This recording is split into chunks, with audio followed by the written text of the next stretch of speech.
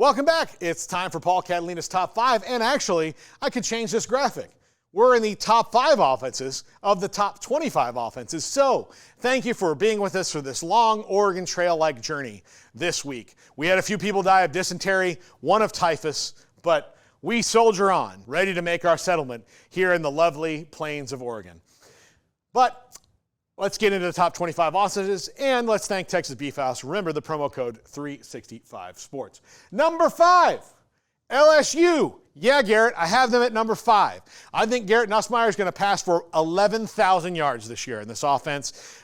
C.J. Daniels, who we talked about on yesterday's top 5, because he transferred from Liberty, comes over there. They seem to just grow wide receivers at LSU. I think their running game will be sneaky good this year as well, and won't rely on Garrett Nussmeier or rely on the actual running backs as opposed to Jaden Daniels, who was their running game last year. They're really good at tight end. They should score points. Their offensive line's really good. The question for LSU is, can you tackle?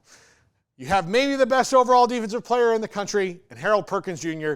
Can you utilize him the best way? But LSU problem will not be offense. Not even close. In fact, against most of the teams they play, they could do a quarter with their eyes closed and still score a touchdown.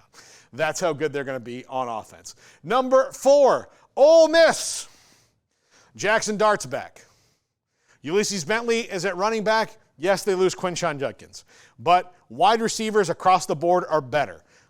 The offensive line was already good. It's probably going to be great this year. This is another, like Miami yesterday, if not now win, for Ole Miss. But this should be an offense that averages, I would say, in the 36 to 41 point a game range. Even playing in the SEC, they're going to be very, very prolific on that side of the ball.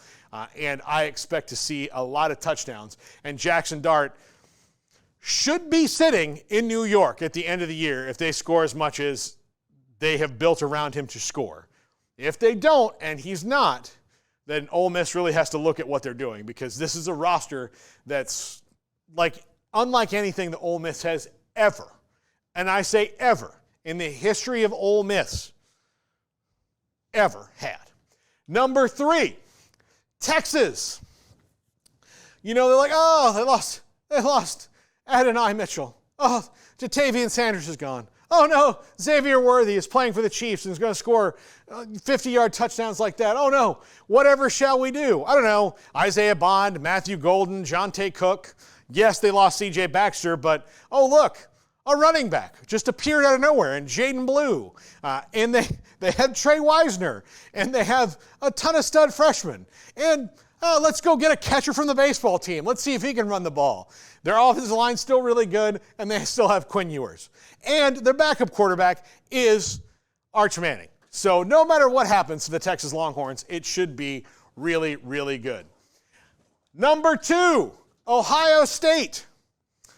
This number 2 and number 1, I was kind of splitting hairs, but Quinshon Judkins, Travion Hudson, Emeka Ibuka, and Jeremiah Smith, you cannot beat that combination right there. And that's not even getting to the real depth that they have. An offensive line that's pretty much all back from last year.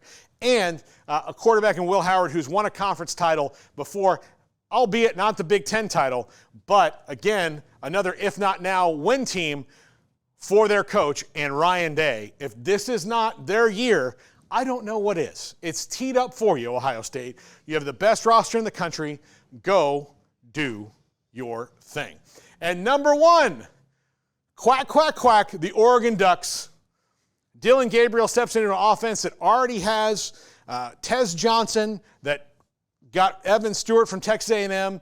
Now they have to replace Bucky Irving at running back, but if you saw any of the running backs they put in last year to spell Bucky Irving, they'll be just fine. An offensive line that's great, and a coaching staff that's afraid of 0 things at all, and they will take risks. Dylan Gabriel, and then getting ready for a stud quarterback behind him as well. But the Oregon Ducks should score just 1 million points. Just 1 million this year. They're going to be very, very good on offense. And having a 6-year quarterback like Dylan Gabriel, who has the kind of moxie he does, is really, really exciting for them.